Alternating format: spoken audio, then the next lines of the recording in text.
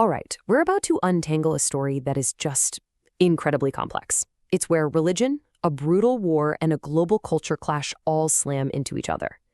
Based on some really detailed analysis, we're going to explore how the war in Ukraine is creating some of the most baffling and frankly disturbing alliances you can possibly imagine. So this is the central mystery we're unpacking today. Seriously, think about this for a second. Why would American evangelicals support a regime that the evidence clearly shows is torturing and killing evangelical pastors? On its face, it makes absolutely no sense. It's a paradox that forces us to look way beyond the battlefield headlines and deep into the ideologies themselves. To even begin to solve this puzzle, we have to understand the ideas that are driving this whole conflict. And let's be clear, this isn't just about tanks and territory. It's a war of worldviews. It's about how those worldviews are packaged and then sold to audiences thousands of miles away. Now, the analysis gives us a fantastic tool for understanding this. It's called Composite Violent Extremism, or COVI. But I love the nickname salad bar extremism. The idea is pretty simple. Instead of one single coherent ideology, you just pick and choose. You grab whatever beliefs you want, even if they completely contradict each other, to build a worldview that justifies what you're doing. And wow, is Russia's state ideology a prime example of this salad bar in action? Just look at the ingredients. You've got imperial orthodoxy, the idea of Moscow as a new Holy Roman Empire. At the same time, you have Soviet nostalgia, glorifying Stalin, the guy whose regime murdered millions of Christians. It makes no sense. But the key ingredient, the one they export to the West, is this last one, framing liberal democracy, especially with its support for LGBTQ+ rights, as literally satanic. And don't think for a second this is some fringe theory. This is official. This quote comes from a council headed by the leader of the Russian Orthodox Church himself. They are explicitly, publicly, framing this invasion as a holy war. For them, there's no middle ground. There are no non-combatants. There are only believers and Satanists. Okay, so let's move from that abstract ideology to the very real consequences. What does this holy war actually look like on the ground for religious communities in Ukraine? So here's something you might not know. Ukraine is often called the Bible Belt of Eastern Europe. It has a huge, thriving evangelical population.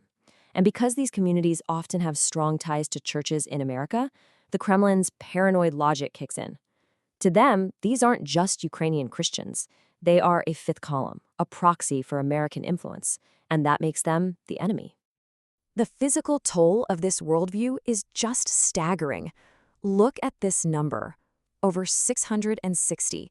That is the number of religious buildings, churches, prayer houses, seminaries, that have been damaged or completely destroyed. And the data is crystal clear. Protestant churches are being targeted way out of proportion to their numbers. But it goes so far beyond just destroying buildings. This slide lays out just how systematic this persecution is. We're talking about the documented murder and torture of religious leaders, with evangelical pastors being a primary target.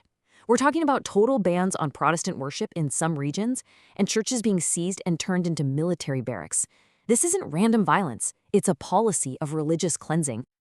To make this real, just picture this. The Grace Baptist Church in Melitopol. A service is underway.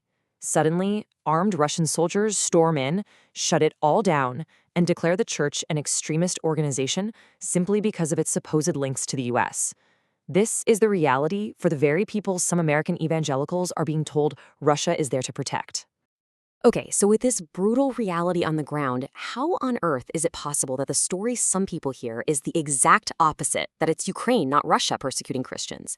Well, this brings us to the information war, which is every bit as critical as the physical one. This is the core claim you'll hear from commentators like Tucker Carlson and others, that Ukraine is waging a war on Christianity itself. So let's actually look at the facts, shall we? The reality is, of course, much more nuanced. The Ukrainian law in question doesn't ban orthodoxy, or any faith for that matter. What it says is that a religious organization cannot be headquartered and managed from inside an enemy state that is actively invading your country. It's a national security measure, not a theological one. And it even gives the church an off-ramp. Just formally sever your ties to Moscow, and you can operate freely. And if you're wondering why Ukraine would feel this law was necessary, well, here's just a sample of the evidence their security services uncovered. We have documented cases of priests acting as artillery spotters for Russian missiles, priests hiding anti-aircraft systems in church basements, and archpriests running a spy ring to give away troop movements. When a church is being used as an enemy's logistical hub, the state argues it has no choice but to act. So this is where it all comes full circle. This is how we connect the battlefields of Ukraine right back to the political landscape in America, and finally get the answer to our central question. The disinformation strategy is just brutally effective because of what it leaves out. It's a classic case of selective omission. Influencers will put a giant spotlight on Ukraine's security actions against the Moscow-linked church, but they will say nothing, complete silence, about Russia's documented campaign of torture and murder against evangelical pastors. They show you one part of the picture and pretend the other, much darker part, doesn't even exist. The analysis uses this old diplomatic saying that just hits the nail on the head: running with the hare and hunting with the hounds. It means you're pretending to defend the victim, in this case the persecuted Christian, while you're actually cheering for and enabling their attacker.